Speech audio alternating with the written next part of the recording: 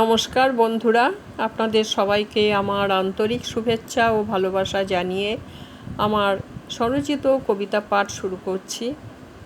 আপনারা আমার পাশে আছেন, সেই জন্য আমি আপনাদের কাছে অবশ্যই খুবই কৃতজ্ঞ এবং আগামীতেও আশা করি এভাবেই আমার পাশে থাকবেন এবং আমাকে যতটা পারেন সহযোগিতা করবেন।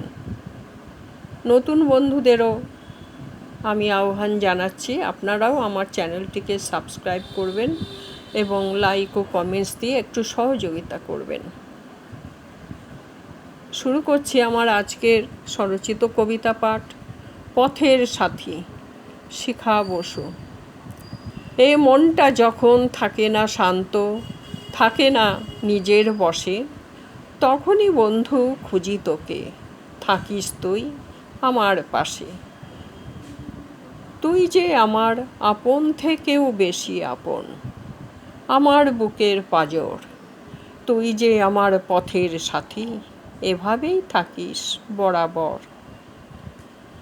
আমার মনের কথা যত সব থাকে জমা, শুধু তোরই জন্য। তোকে ছাড়া আর কাকে বা বলি, আমরা যে আজও অভিন্ন। আমার মনে জমলে ব্যথা, তুই বুঝে যাস সবার আগে, ব্যাকুল হয়ে আমায় আগলে রাখিস। বুঝি ব্যথা যে তোরও জাগে, জেদের বশে অনেক সময় দিয়ে ফেলি তোকে আঘাত। বুঝি না তুই যে কেন সহ্য করিস, করিস না প্রত্যাঘাত। আমি আড়ালে ফেলি চোখের জল, নিজেকে করি সাপ সাপান্ত, তখন তোর ভালো চেয়ে থাকি সরে। তবে কি এটাই গভীর বন্ধুত্ব? ধন্যবাদ।